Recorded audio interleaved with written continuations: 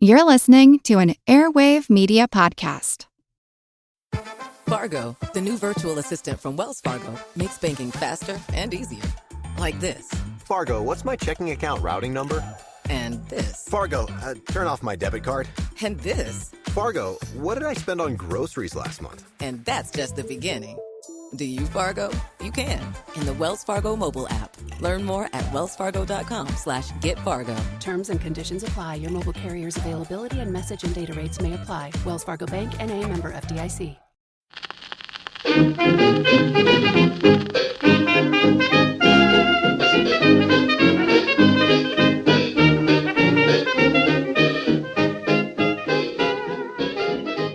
Hi everybody and welcome to Who Did What Now, the history podcast that's not your history class, with me your host, Katie Charlwood, history harlot and reader of books. Most of you know the drill at this stage, but if you are new here, hi, welcome, and this is your disclaimer. Here on Who Did What Now, I like to sprinkle my discussion with what some have called a generous dash of colourful language, so consider yourself warned.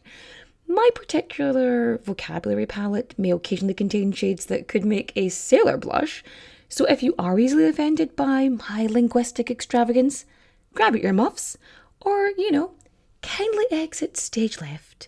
This is your final warning. Now, let the verbal paint splatter commence. Can you tell I practiced that? Because that took about 8 takes to do. I kept messing it up. It was ridiculous. Because I kept falling on the word particular, which is how. I say it all the time, but I kept going, bloop, bloop, bloop. Like, that was good. That was quality there. But again, now that that's out the way, I would like to dedicate this episode to one of my fabulous Patreon supporters, Sonia. Now, I know a lot of people like to do their thanks and their support at the end.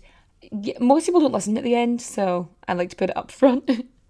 Although I do have some things I want to talk about at the end of the video, so if you are a long-time follower, they may interest you. So yeah, that's happening. Why I had to sing, I don't know.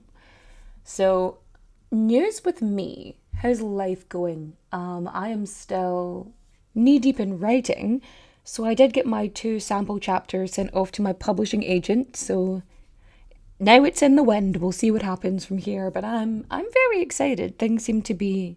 And so the ball is really rolling with that. In my personal life, I saw my little girl go to her dance performance. So there's a finale every year of the dance show. And it was very interesting because one of the other women I know, her daughter's also in the show. And her daughter's a wee ballerina. Mine doesn't do ballet, but she does other stuff. And so we're chatting away. And she's like, did you bring tissues because you will cry?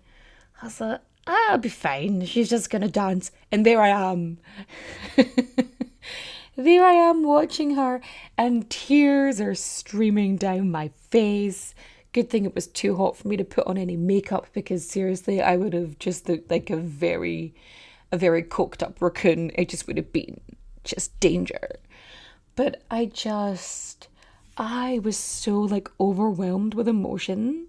It was very interesting because I was watching her do this front row she has to do, and it was the one thing that she was struggling with, and she was talking about quitting dancing. She's only 7, and she was talking about quitting because she couldn't do this front roll, and it was really getting to her. So I've now invested in a mat for her to do things, because she never did any dancing around me. She doesn't do stuff like that. But now summer's here, I've got a mat so she can do it outside and there's space and she can practice. And I'm seriously considering putting both my kids into gymnastics just for core strength. But we'll see how that goes. But I know what you're thinking. You're thinking, quit your jibber jabber, in fact me. In fact you I will. But first, we've got to get our source on. Our sources are The Anarchy, The Relentless Rise of the East India Company by William Dalrymple, Empires, Nations and Politics of Ethnic Identity by Sumit Guha, Trading Places, The East India Company and Asia, 1600 to 1834 by Anthony Farrington, Conflict and Cooperation in Anglo-Mughal Trade Relations during the reign of Aurangzeb by Farhat Hassan, The Pirates' Pact, The Secret Alliances Between History's Most Notorious Buccaneers in Colonial America by Douglas R. Burgess. The East India Company and British Empire in the Far East by Marguerite Eyre Wilbur. A Treatise on the Principles, Practice and History of Commerce by John Ramsay McCullough. Early English Travellers in India, a study in the travel literature of the Elizabethan and Jacobean periods with particular reference to India by Ram Chandra Prasad. The Imperial Gazetteer of India from 1908. The East India Company, a History by Brian Gardner. England's Quest of Eastern Trade by Sir William Foster. 1600, the British East India Company by Paul Sujic. Documenting the British East India Company and their involvement in the East Indian slave trade by Bonnie Pinkston. European Slave Trading in the Indian Ocean, 1500 to 1850 by Richard B. Allen. Lords of the East India Company and its Ships by Jean Sutton. The Corporation That Changed the World by Nick Robbins. Legislating Instability. Adam Smith, Free Banking and the Financial Crisis. Legislating Instability. Adam Smith, Free Banking and the Financial Crisis. Legislating Instability. Adam Smith, Free Banking and the Financial Legislating Instability. Adam Smith, Free Banking and the Financial Crisis of 1772. By Tyler Goodspeed. And of course we have our favourites, History.com, Smithsonian.com and Biography.com. Are you sitting comfortably? Good. Then let's begin. Sometimes you might think to yourself, if you're me, why talk about one singular person in history when I can talk about an entire company? Especially when that company has done so many things, and yet most of us only really know of it in passing or as villains in a Pirates of the Caribbean movie, which incidentally is not too far from the truth because, how do I put this? Basically, yes, but minus, magical cursed pirates. Just villainy, really. Lots of villainy. And we gloss over it so much. Like, we hide the fact that the original colonization of Africa was by this corporation, by this for-profit business, which was supported by the British Crown, which then led to sort of the British, official colonization of India. But it's fucking nefarious is what it is. And let's just get into it, shall we? So let's start off from the beginning. So let's roll back to something you would have learned in history class, and that would be Vasco da Gama. So in 1498, he discovers a sea route to India. And the reason this Portuguese explorer was looking for a sea route was because Europeans did not want to have to traverse through the dangerous lands occupied by Arabs and Turks. And so, the sea route was definitely the way to go. It was the easiest option for them for trade. And so, over the next century, they start building trade routes from Europe to India to Indonesia. They're really making their way across the world. They're starting to circumvent, And of course, everybody wants a piece of the pie. And something to season it with. And so, in September 1599, this small collection of merchants, there's 80 in total, they petitioned Queen Elizabeth I to let them trade over in the East Indies, as it was known. And by 1600, she issues a royal charter, giving them a monopoly for 15 years to trade over in the East. So it's not a typical partnership, which was back in the day, one family would have an alliance with another family and they would be trading. This started as a joint stock company, which could then issue shares in an open market to other investors. So it really is the beginning of corporations. So by 1600, it is the Company of Merchants of London trading into the East Indies. And then it sort of gets an informal name of the Honourable East India Company, or even the John Company. And then it changes its name later on again, but that's another story for later on. So this royal charter is very interesting because it gives this company this civilian company more powers than it should have, the charter gives the company the right to wage war where necessary. It also has a provision that allows it to mint its own money, build forts and castles, raise armies, and acquire territory, if it was in the interests of Britain and the company. And effectively, as far as they're concerned, everything is in the interests of Britain and the company. It doesn't actually mention anything about holding territories, but I mean, it's all about interpretation, isn't it? It's reading the small print. So by the time it comes to, be born, the East India Company has 125 shareholders and a capital of like 70,000 quid, which is a massive, massive chunk of money, especially considering like England at the time was not the most affluent. A lot of this was because of Henry VIII, who had squandered just so much between, changing the entire country's religion and going to war with the King of France in some weird dick measuring contest. But he just couldn't help himself. But anyway, back to the EIC. See, like most companies at the time were family-owned businesses, or like one family was going into business with another family. They were very sort of closed affairs. But this was a business, a company, that was owned entirely by its shareholders, all 125 of them. It had a governor to manage it and 24 directors. So there's a lot of people in this. And normally I wouldn't go into so many details about like shareholders and directors and things like that, but this is for context. So this company exists to maximize the profits of its shareholders, not unlike companies today. So that's why it exists. That's why it's there. So its main goal is just to make more money, more and more money. But in order to do that, traders gotta trade. So the merchants in 1601, they get the company's ships and they set sail for the East Indies. They try to get to Spice Island, but they're a wee bit late on this. So when they get there, the Portuguese and the Dutch are already established and they're like, nah, pal, off you pop. And so they decide, sure, okay, we're gonna go to India instead, but not straight away. So the first thing they do is they set up these outposts and they start trading sort of silver and English wool for things like silk and tea and sugar and opium, because drugs, very, very popular, very easy to make money on, So, of course.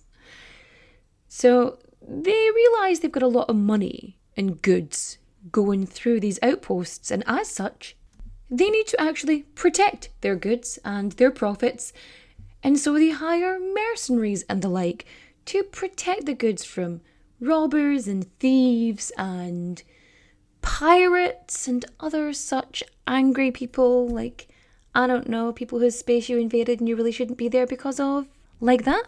But anyway, and remember, the company is still really lucky because it has this 15-year monopoly in British trade. So it only really has to worry about the Dutch and the Portuguese. Speaking of the Portuguese, she casually slips into conversation.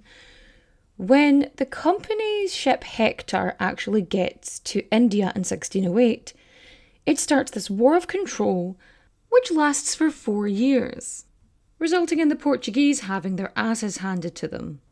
And it is very clear that the East India Company is not playing games. So at this point, this is just a bunch of traders who are fighting a global superpower, because Portugal was, pretty big at the time. So I'm not that fussed. This is fine. We can kind of go, all right, it's the past. Fighting happens. So 3 years later, Sir Thomas Roe, who is representing King James I, because Elizabeth has died, James is now taken over, and God, I hate the man so much. He's such a bastard, him and his shitty Bible.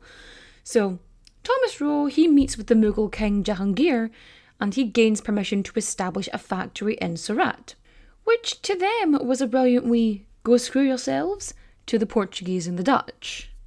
So in return for allowing the company to establish a factory in Surat, they promised to provide Jahangir with the best of the best, the choicest goods, the creme de la creme. He would have first pick of whatever he desired. But of the two parties, the East India Company definitely got the better part of the deal. So, of the two parties involved, however, the East India Company definitely got the better part of the deal. So, Indian artisans, I mean, they're shit hot. Like, have you seen a sari? Like, ooh, the craftsmanship. But so, the artisans and things they created, they were in high demand, especially throughout Europe, but all across the globe, but mainly Europe. Because the skills and techniques, they were seen as exotic and, proper fucking quality. And then, of course, there's the access to India's natural resources. The natural produce of India is, you've got tea, you've got spices and silks and golds. There's just so much. And the company just wanted to get their grubby little hands on it. And if it was in their hands, it wouldn't be in the hands of the Dutch, who still had the monopoly of the spice trade in the East Indies. And so they're still fighting. But in 1623, the Dutch completely massacres the British traders at Amboina in Indonesia. So after this, they're like, we're just going to keep concentrating on India because we don't need the murder. Thanks. They must have been so mad as well, being defeated by the Dutch. Hi, hoe gaat met jou? Sterven! Haha, jij Deadlands! But you know what's absolutely wild is that throughout this, for this past 20 years that the East India Company has been running, it has been run almost entirely out of this fella's house, with only, 6 employees on staff. Listen, I'm not here to provide any support to the East India Company, but how confident do you have to be 6 people running an organisation across the globe when there isn't even a decent intercontinental post service? There's no guarantee you're going to know what's happening all the way over there. What? About 100 years after, the company was established, it finally moved into its permanent home office in London, and it has 35 members of staff at this point. And by the late 1800s, the permanent staff reaches 159. I think let's take a moment to put this into perspective. So, the East India Company is this corporation being controlled by no more than 159 people. 159 people at any one time, at most, are going to be responsible for so much destruction, so much pain, so much death. That is absolutely bonkers. But anyway, the East India Company decided that it needed to set some permanent bases in India because Indonesia just wasn't on the card since, the Dutch absolutely handed their asses to them. And they basically do this over 20 to 30 year sort of increments. So you've got Madras, which is the first permanent base. It's settled in 1639. Then a base is established in Bombay in 1668. And then finally a base is settled in Calcutta in 1690. So yeah, these 3 settlements are all set up and they're meant to be these trading outposts. And it's where they can store their goods and everything. So it's all settled there. And again, they have their little crews and armies and everything just to take care of it, just to protect them, for no other reason. So between establishing the outposts in Bombay and Calcutta, so between 1668 and 1690, there was a wee incident. And by wee incident, I mean the company gets permission from King James II to sail 19 ships from London all the way to India to deal with the Mughals. So the Mughals at this point are this incredibly wealthy dynasty. And so they are the ruling elite in this area of India where the company really wants to get their roots down. And the Mughals, they are open to trade with the East India Company. Unfortunately, there is a difference of opinion because the Mughals have personal opinions regarding trading with other traders, people who are not the East India Company. And having particular preferences regarding taxation and, of course, having authority over their own lands. So the Mughal leader, Aurangzeb, he is basically in control of the Indian subcontinent, and the English come to throw their weight around, and he says, fuck this for a game of soldiers, and takes on the East India Company in a war that lasts 4 years and ends with what has been referred to many times as an embarrassing defeat for the EIC. With soldiers and officers imprisoned, their fleet fucking scattered, and Mughal soldiers, so many Mughal soldiers, completely outnumbering the EIC, right? They just start filling up the Bombay fort in this just show. Just this show of strength. And after this, whole fandango, you'd think they would have been, expelled. You'd make that assumption. But no. After this, Aurangzeb is perfectly satisfied that he has proven his point, and he decides to let the East India Company stay. He allows them to just stay in India, because they're subdued, and he's convinced that because he has managed to quell this, that they will someday become allies. You thought the British would... Okay, sure, Jan, sure. Unbeknownst to them, because of the lack of honour to anybody not a white European, the East India Company decided that being allowed to stay in the country was basically permission to, try and take over the entire place. Yeah. And they are there twiddling their thumbs, just waiting for the right moment. So when Aurangzeb passes away, the Mughal Empire, it just starts declining. The last powerful Mughal leader is gone. And so this is the perfect opportunity for the East India Company to just stomp in their boots. It takes them just over a decade to acquire a farm from a Mughal king in Bengal. So they managed to bribe this dude. He's not that powerful, but it does give them this wee bit of authority.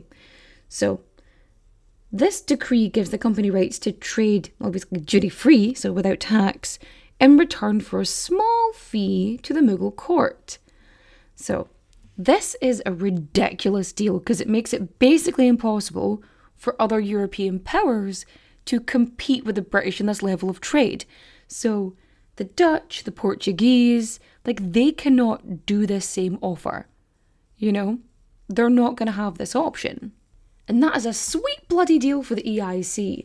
Not only do they get to screw over the competition, but it also makes, the Bengali rulers really, really mad. Because this decree means that they lose a bunch of their revenue share. So they're losing the money they would have got from taxation. So, and as far as the Europeans are concerned, if it's written on paper, if it is signed or stamped, it is good to go. And that gives them authority. So even though at this point the Mughal leader, he didn't really have much power or authority in the province, because they had this signed piece of paper, the EIC believed that they had this authority. And so the Bengali leaders are seriously pissed off at this dude in Delhi who doesn't have the power is allowing this to happen. He's not only giving this British company a monopoly on trade, but it also leads to this infiltration of British forces in Bengal. And this seriously pisses people off. And unsurprisingly, skirmishes ensue. You see, without Aurangzeb, things started to crumble. Because when he was alive, he was this dominant force. He was this central authority to the Indian subcontinent.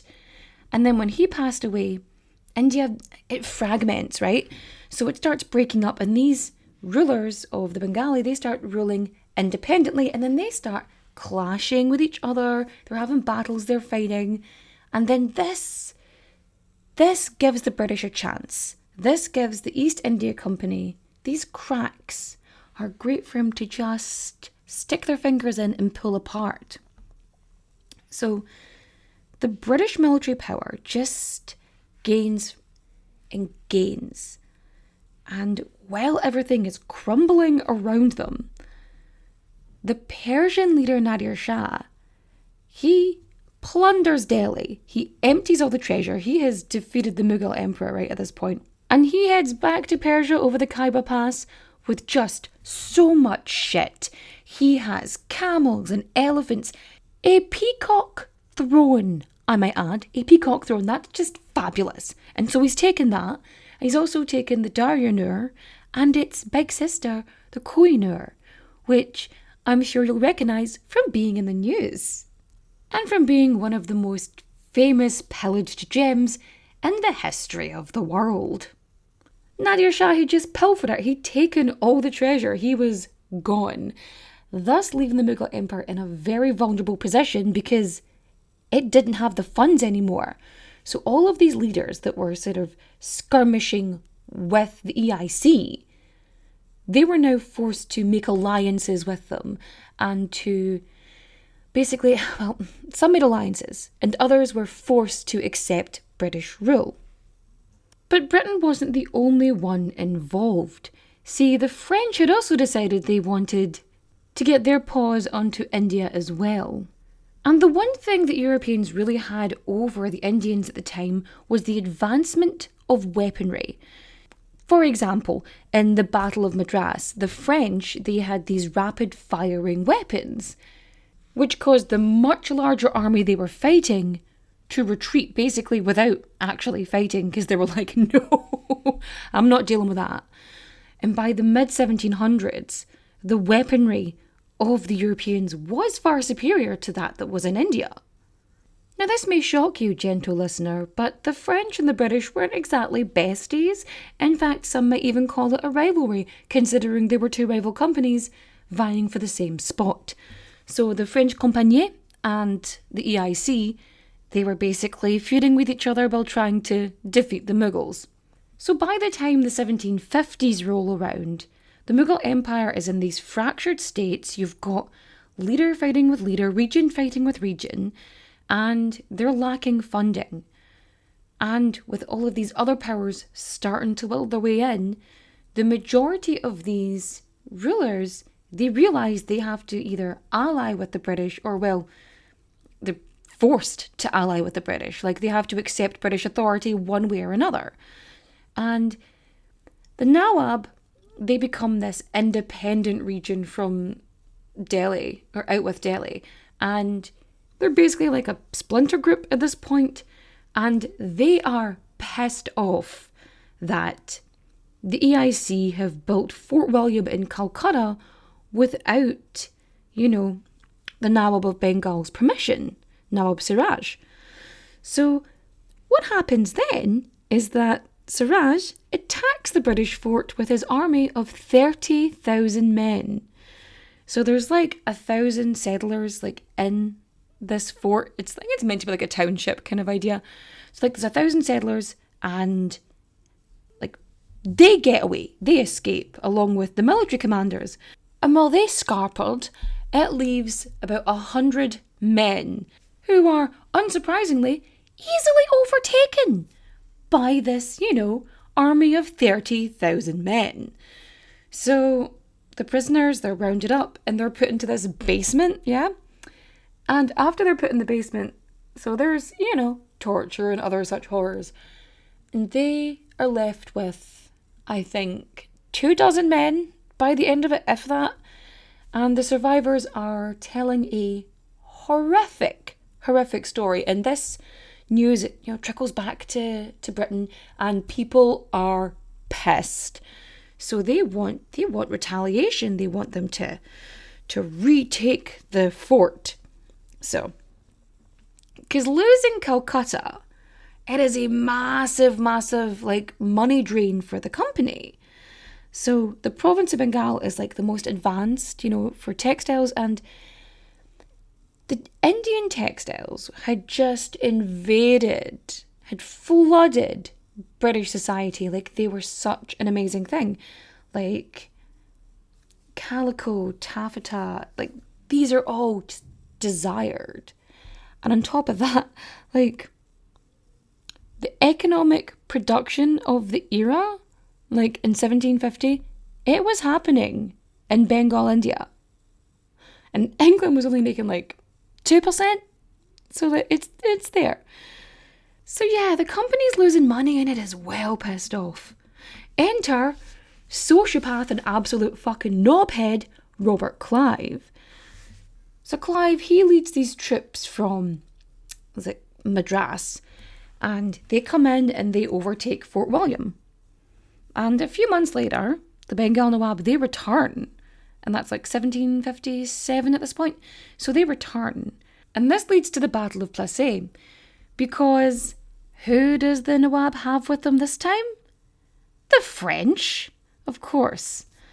So, being a backhanded piece of shit arsehole, Clive, he does the underhand thing because rules of engagement are only relevant when dealing with the white people. No, that was not a mistake. And so the treacherous, lecherous arsehole Clive, he makes this super secret deal with Mir Jafar, who is Nawab Siraj's right-hand man. He is the person to go to. So he makes this deal with him that if he, stabby, gets rid of Siraj in the battle, he will make him the new Nawab, right? This bullshit battle ensues, and Siraj, his spidey senses are tingling. He can sense something's up. So he just gets the hell out of Dodge. He's like, nope, adios, au revoir, away he goes. And so Jafar decides, sure, let's just sell out India to the British, and informs them of where Siraj is. They discover him. He is killed. And Jafar gets the title he so desired. But it wasn't all sunshine and lollipops, because the one thing you can always trust a shitbag to do is to do shitty things. So the first thing Robert Clive does is he absolutely pilfers the treasury, right? So he takes all of the goods from the Nawab, leaving Jafar with sweet fuck all. Which seems fair, in fairness, but God, they're all arseholes. Being a part of a royal family might seem enticing, but more often than not, it comes at the expense of everything else, like your freedom, your privacy, and sometimes even your head. Wondery's new podcast, Even the Royals, pulls back the curtain on royal families, past and present, from all over the world, to show you the darker side of what it means to be royalty. From icons like Grace Kelly, Oscar-winning actress turned Princess of Monaco, who the world saw as the ultimate good girl. She mastered playing a happy wife and mother, but beneath it all, she was desperately lonely. Grace spent her whole life working towards perfection, and it ultimately cost her her happiness. Or King Ludwig II from Bavaria. He was only 18 when his father died, leaving the crown to him and a duty to rule that he never wanted. He refused to lead, and used the funds from the royal treasury to further his extreme love of opera. But this choice eventually cost him the crown and his life. Follow Even the Royals on the Wondery app or wherever you get your podcasts. You can binge Even the Royals ad-free right now on Wondery Plus. The regular season is heating up. New stars are emerging, and that means more opportunities to win up to 25 times your cash on Prize Picks, the most exciting way to play daily fantasy sports. Just select 2 or more players, pick more or less on their projection on a wide variety of stats, and place your entry. It's that easy. Let it fly to turn $10 into $250 with just a few taps. Easy gameplay, quick withdrawals, and injury insurance on your picks are what make Prize Picks the #1 daily fantasy sports app. Watch your favorite players and get paid doing it this basketball season. See your entries make progress during the game or make new entries for the second half and the fourth quarter. 3-pointers, assists, rebounds, and everything in between are yours for the taking. Join the Prize Picks community of more than 7 million players who have already signed up. Right now, Prize Picks will match your first deposit of up to $100. Just download the Prize Picks app and use code GET100. That's code GET100 on Prize Picks for a first deposit match of up to $100. Prize Picks. Pick more, pick less. It's that easy. And the company is just looting, which incidentally is a word from Hindustani, which is, how to put it, it's like a bridge language. It's how do I say this without making it sound weird? It is an Indo-Aryan language. It's a pluralistic language. It's like a mishmash of like Hindi and Urdu, and it's mainly in the North India, sort of, well, before the partition happened, sort of that area. And it was generally used with like mercenaries and, you know, people like the East India Company and other such groups. So people from armies would also use it. So it was just kind of, I think, a little bit easier for them to understand, I assume. I've had some people argue that it's not a language, that it's like more slang. But here's the thing. What we assume to be slang isn't always slang. Like Scots is an indigenous language to Scotland, which is a combination of languages. Hiberno English, AAVE, so on and so forth. I don't think you can just discredit something just because you don't personally like it. Anyway, that's not the point. That's me just rambling about languages for a minute. So like, yeah, things are not going great for India at this point. And you see, the thing is, what is also going on at this time is the 7 Years' War, and it's like all of the European superpowers are in it, and it's running from like 1756 to 1763, so that's happening about this too. And what's funny, not funny haha, but like funny weird, is that by the end of the 7 Years' War, the East India Company has a fucking makeover, because it decides it's not really trader anymore, it's not trading, they're rulers. The EIC is losing, you know, mercantile privileges and stuff, and gaining just control and power. And in 1765, under the slimy hands of Clive, the East India Company wins the Battle of Buxar, and this, which basically crushes the Mughal Empire. So the exiled Emperor Shah Alam, he is forced to sign this decree, and it makes the East India Company the Diwan of Bengal. And so Shah Alam becomes a pensioner of the company, and the Nawab of Awa, he becomes their ally. So this decree also authorises the company to collect Bengali revenue. The EIC is now able to collect the tax from 10 million Bengalis. Like this is unprecedented, and it is also because of these two battles, the Battle of Plassey and the Battle of Buxar. And this also gives them this massive, massive stretch of territory. So you've got Goa, Tamil Nadu, Orissa, West Bengal, Bihar, Maharashtra, Gujarat, Pradesh.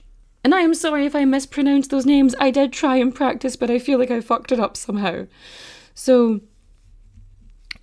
on top of this, because again, they're fucking pissed off at the French, they expel all of the Frenchmen from Bengal. Just like, no French. You French, get the fuck out of Bengal. So, and like, over the next few years, is responsible for like half of all of the EIC's profits. But Clive, oh, the greedy little Gobbermouch, he wants more. You see, Bengal's coffers, they're being drained out of Bengal and into Britain. So not only is like this chunk of loot from Bengal going directly into Clive's back pocket, 234,000 to be exact, which is £23 million in today's money. I shit you not. And he also gets 2.5 million from the defeated rulers of Bengal, and that goes into the EIC treasury, which is £250 million in today's money. Because corporate greed, yo. Like, the entire contents of the Bengal treasury were just taken out, put into boats, and just sent down the Ganges over to Fort William, like, nice and easy. Oh, and not to bring age into it, but Robert Clive is 33 years old at this point. 33. And he has all of this ridiculous money because he's a colonising dick. Oh, because I forgot to mention as well, he also gets an annual salary of £30,000 per year, and he claims Jagir, which is like tax revenue for life. So he is making more money and more money and more money. And so the East India Company, it is firmly based in northeast India, but it obviously wants more, because of course it does. And it keeps expanding its territory by doing what it does best, causing conflict. It basically sets Nawabs and princes against each other. So it's causing more fractures, like throughout these leadership in India. And like in Bengal, so the East India Company, they are running the show, but they've got like these puppet leaders, like the Shah Alam, they've got them in place. And so they start replicating this all over. And so they use the name and authority of the Mughal Empire, which is not really a thing at this point anymore, and they're using it as a political like disguise. Is that a thing? They're like hiding behind, it's a front, that's the fucking word I'm looking for. It's a front. The Mughal Empire is like a front, and they use this in order to collect taxes, and they use like local rulers to do that. And so it's, yeah, I'm not saying it's like a pyramid scheme, but like kinda, I guess. And for a good chunk of time, like British silver had been used for trade. It was. But considering everything the EIC had their hands on, they didn't need to do that anymore. You know, with all of the pilfering and pillaging and corruption and treachery and profiteering, you know?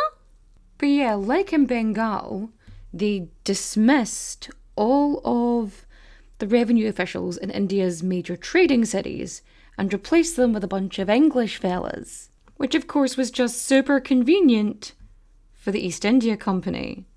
Unfortunately, the same could not be said for the Bengalis. It was an absolute catastrophe, with the East India Company being in control. And because of the EIC's savagery, they engineer the worst famine India had ever seen.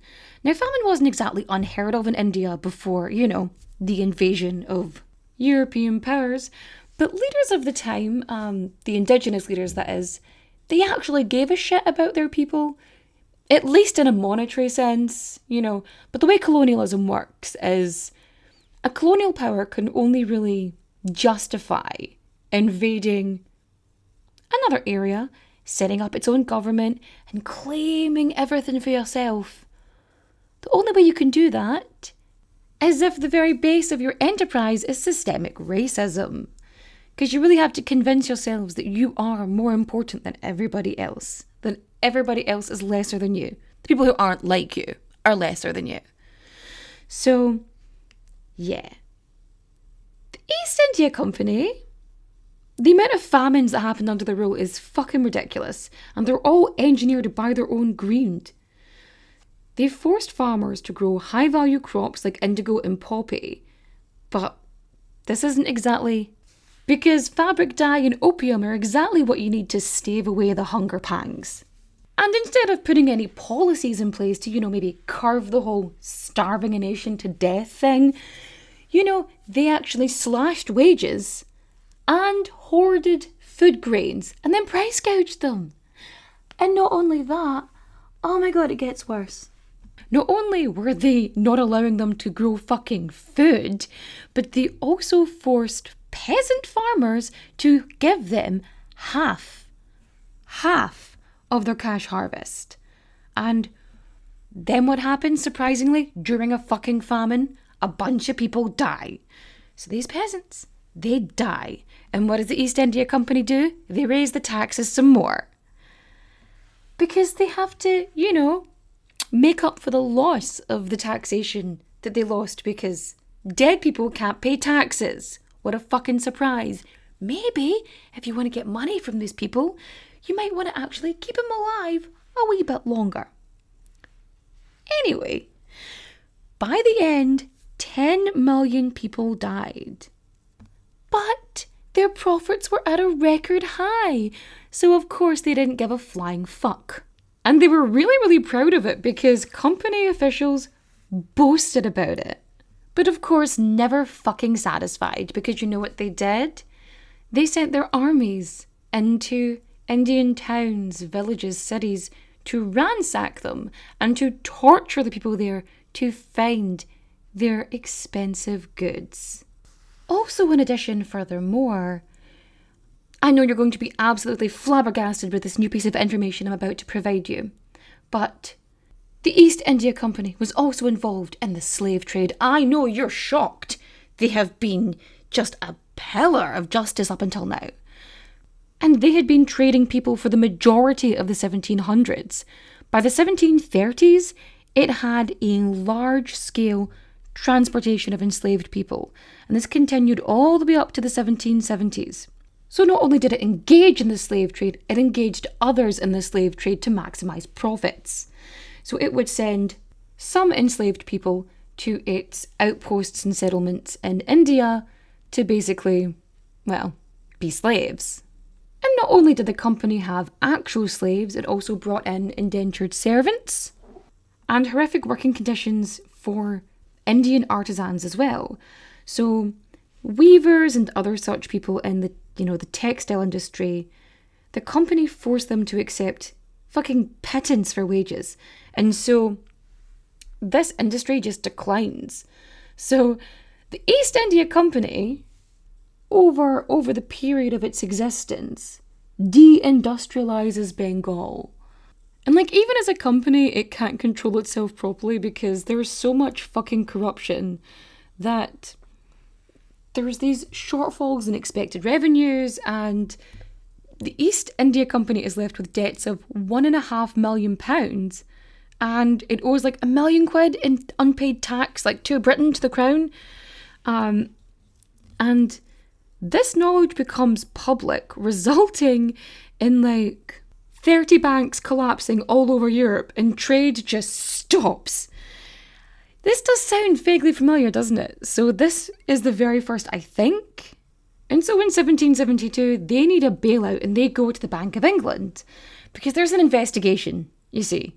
And they realise there's so much fucking corruption. And all of these, people who'd worked for the East India Company just seemed to be getting loads of money and seemed to be doing really well for themselves. And people were getting really fucking suspicious.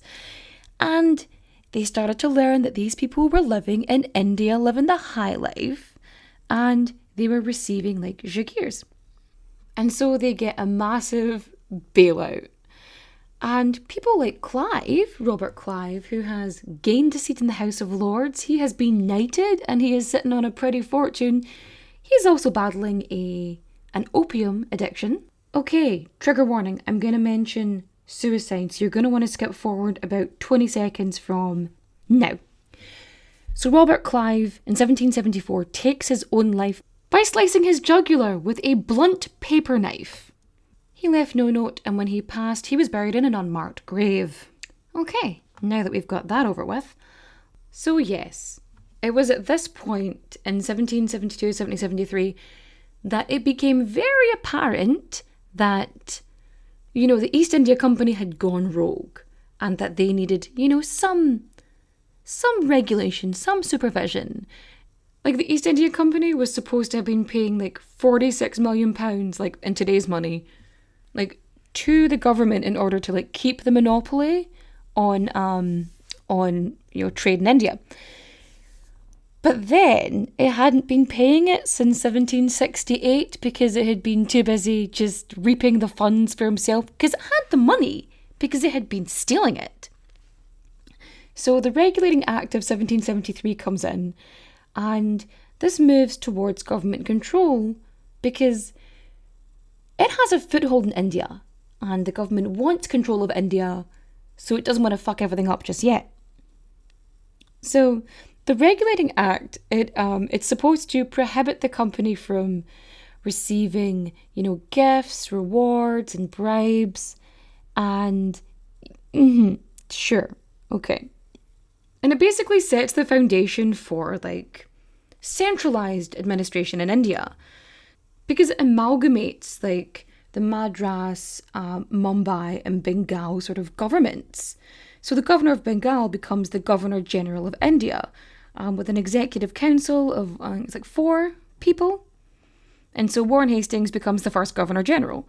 And it establishes in Fort Williams in Calcutta, there's like a Supreme Court, and it has the British legal system. And the regulations, it just gets worse because it just continues to fuck up the Bengali textile industry. Because now there's an 80% tax on imported Indian cotton, which is to protect the British textile industry. And so Bengali textile, it's going less out. And then the main export is opium, which is being sent to China because, of course it is. It's taking opium to China. It's taking tea to America. It's just smorgasbord of bullshit. And like, here's the thing. The East India Company at this point, it wasn't ruled by the crown. It was only kind of connected to the crown. So it could engage in all this shit without sort of retaliation happening. So it could get away with more things without fucking things up for Britain because it wasn't, Britain that was doing it. It was the East India Company. And so the East India Company just keeps fucking growing. So it gets to the point that by 1803, when it captures Delhi, that it has an army of 260,000 men. 260,000. Like, that was double the British Army at the time. And the United States Army, around about this time, for context, was 12,000 men. And even if you add in, like, the Marines and, like, the Navy, that's, like, another 6,000. So, yeah, like, the East India Company's private army was fucking huge. And through all of this, you've got the crown technically being separate from the East India Company. And so it's in Britain's best interest to protect the company because it's still able to do what Britain wants and to get that foothold. Oh, it's just absolute bollocks, isn't it? And yeah, all from a staff of less than 160. Like, bollocks. So yeah, the East India Company has a fucking army, and it also has this massive network, this administrative network throughout the country. And even though it's not a full conquest of the country, this is colonialism by corporation. Like, it's not even by a country. This is... What absolute bullshit is this colonialism by corporation? Like, that's what's fucking astounding to me. It's like, this is just like, could you imagine IKEA just showing up and kicking the door in and being like, we own this shit now, and now we own your neighbour's house, and now you have to pay me taxes. Like, what? I mean, technically, Amazon, I think, owns my soul. I'm pretty sure it's in the terms and conditions. But like, could you imagine? It's absolutely ridiculous. But yeah, I'm going off on a rant. Back to the thing. So from around 1803, Napoleon, he's kicking about and he is fucking things up. Because he realises he can't fight, war. He decides to hit them where it hurts, in the money. So because he loved warring so much and realising he couldn't beat Britain in that way, he imposes this economic blockade. Yes, like in Star Wars. And so trading in Europe is just fucked up for Britain. And so they're trying to get into Asia. And because they want to get into Asia, they need to dissolve this whole monopoly that the East India Company has. And so between this and Adam Smith's whole like free trade scenario, people are kind of more into the concept of dissolving the company or the company's monopoly, and to improve the growth of British industry and trade. And though it does take a full decade to get into place, the Charter Act, it basically strips the East India Company of this, well, the monopoly of the Indian trade. And so other merchants, they come in and they're allowed to trade in India. But there's this like really strict license system. And then by 1833, it also loses the monopoly in China. Now, I didn't cover China so much in this episode. I might do it another time, but this would be like a 2-3 hour episode and I just can't. And I don't think any of us have time for that right now. So it basically becomes this administrative body for British territories in India.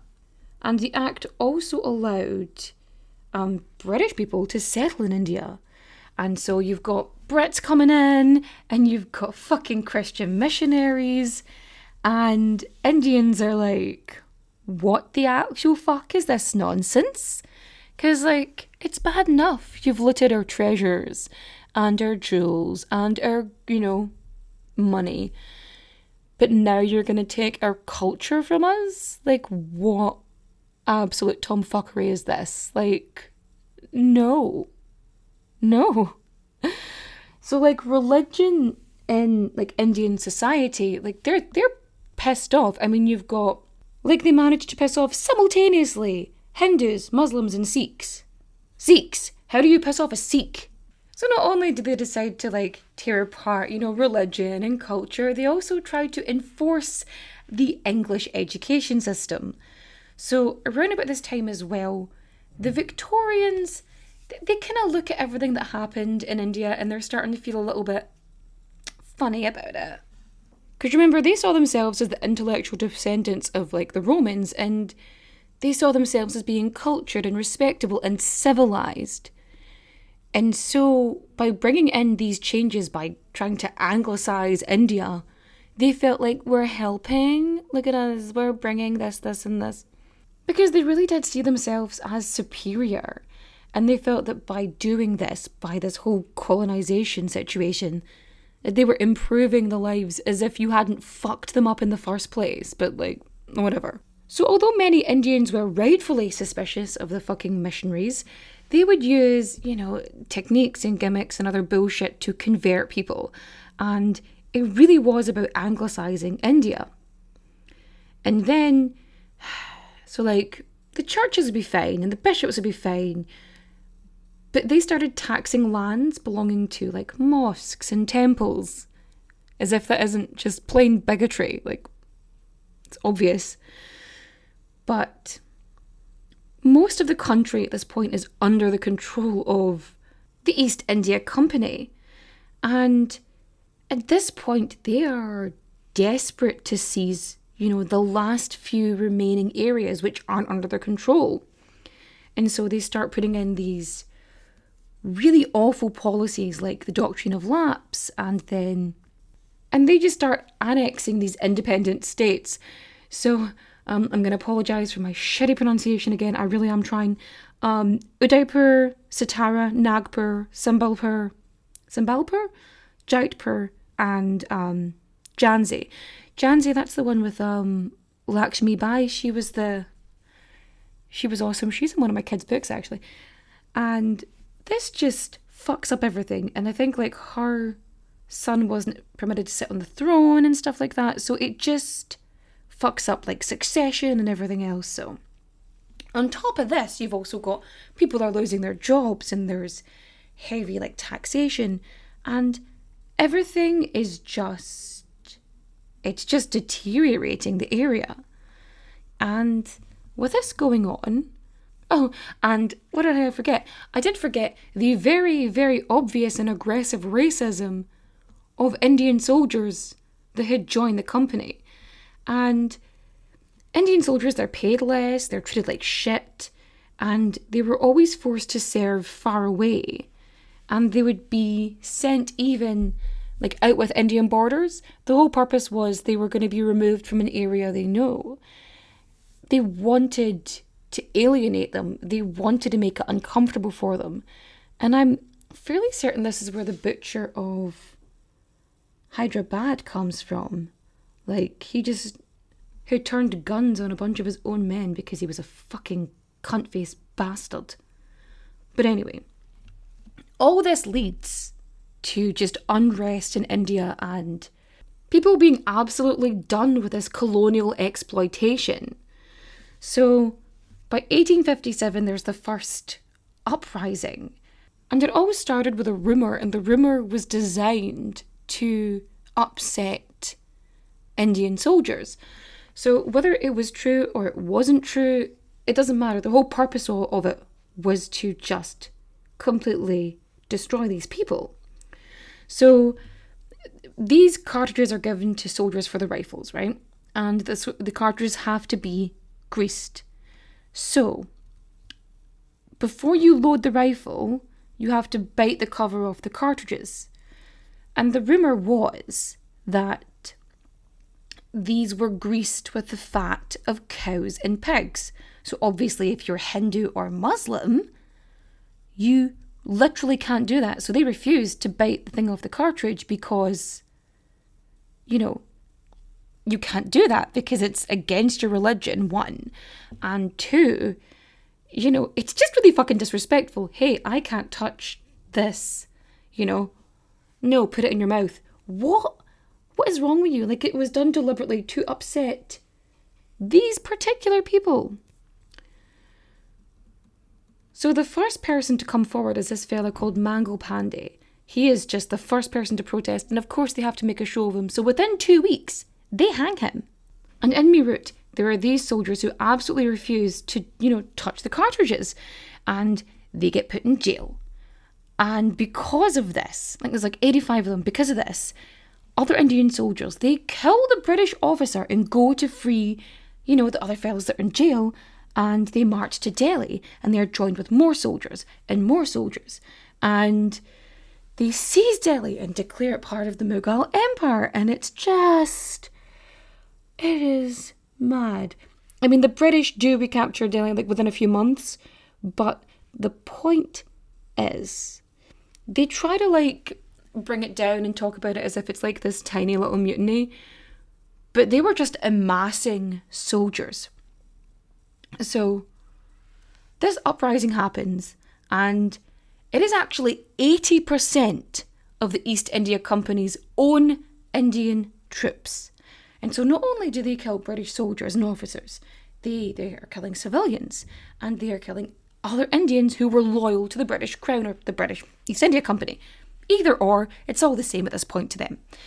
And so the East India Company is so fucking sure of their own just inflated self-worth that they have invented from destroying other nations, that they just killed thousands and thousands of soldiers. And of course, anybody who sympathised with these quote-unquote rebels, they also got killed. And at this point, the British government, who has just kind of been like actively ignoring shit, it's been looking the other way for, I don't know, a century or two. At this point, it's like, hey, let's not do this. And, you know, in order to cross a line, like for the British like government to just be like, oh, you've gone too far.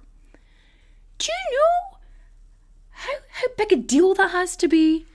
So, in 1858, the Crown, it abolishes the East India Company.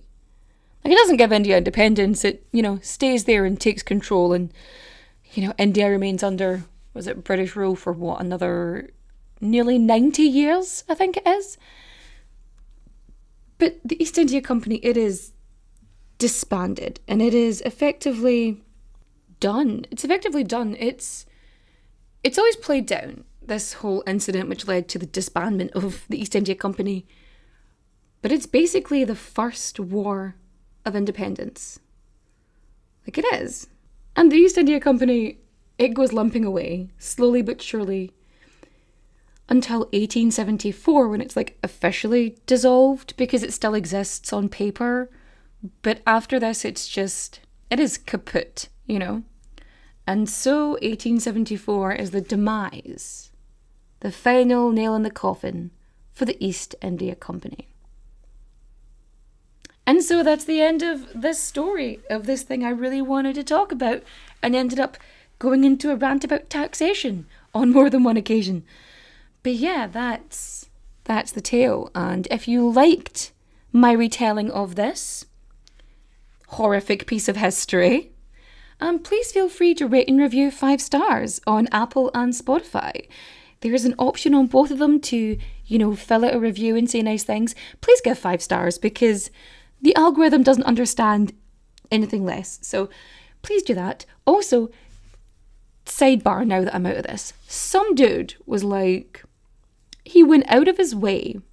And I know who he was because he sent me like a paragraph after paragraph DM. And when you do that, I know from the first like sentence, like where the tone of this is going to be. And this was a whole well actually post. And I was like, no, I don't need to read this. And I just delete it because it's not going to do that. And so he made a point of, after I blocked him, because I'm like, I'm not going to deal with this. He made a point of trying to contact me on 2 other social media platforms and then decided to give me a 1-star review on the podcast. Like, dude, just get over it. Like, that's a level of petty that you don't need to be. But anyway, if you want to just prove this dude wrong and prove that I'm not awful, that would be so nice and I'd love you so much. Thank you very much. Now, I was going to talk about something at the end of the show. What was it? Because I've been recording for hours and my brain is pudding at this point. It's going to be really funny because I always think editing is very interesting because it takes so many hours for me to record this, and I am going to be like taking pieces away, and I have gone on to so many rants about so many things. It's going to be interesting to see what I've actually left in. But anyway, so my Trova trip, it's been approved to Scotland. Because it's like a bunch of areas in Scotland that I haven't been to. And Edinburgh, I've been to Edinburgh, but I haven't been up north since, I think the furthest I've been is Stirling. I never really got a chance to go places, and I'm really excited because it's going to be like May next year. And more details are going to come, but there is a link down below if you want to, put down your interest. And when I have more information, I'll give you some more information. I am going to be performing at the Dunfanaghy Workhouse in Donegal for Culture Week. Times and details to follow, but that's going to be happening. That's been pretty fun. And if you are a long-time listener and you want to see me do a live show somewhere, let me know where you're from. Even if you DM me on Instagram, I'll get it. Maybe I should put a poll together so it's not weird that I'm just collecting people's information. I just feel like if I was to do a live show, where should I go? Like, where are my options? At least I know where people will actually want to see me, because there's been a few options, and I really need to organise it well in advance, as it turns out. So if you'd like to see me, let me know where I should go. And of course, it is recommendation time. So for listening, I am going to recommend She Done It. It's this podcast by Carolyn Crampton, and she has the most soothing voice I have ever heard in my life. Sometimes I would have to re-listen to episodes because during my really bad insomnia phases, the only thing that could put me to sleep was the sound of her voice, because it's so relaxing, and she talks about the mysteries behind classic detective stories. She talks about the stories behind the fiction, and it's so glorious and it's much up my street. I fucking love it, and the artwork is beautiful. I love it all. So that's for listening. For reading, I'm going to suggest Gentlemen, Rogues and Wicked Ladies, A Guide to British Highwaymen and Highwaywomen by Fiona MacDonald. It's just like a little biography book, and it's just about Dick Turpin and Kerry Fletcher and things like that, and it's fab. I fucking love it. And for watching, if you were not already watching Secret Invasion, I don't know what else to tell you, my friend. It's pulling at my soul. But yeah, go watch it. And now that we have covered that, I'm going to bid you good night. Adios, au revoir, auf Wiedersehen, my friends. Bye-bye.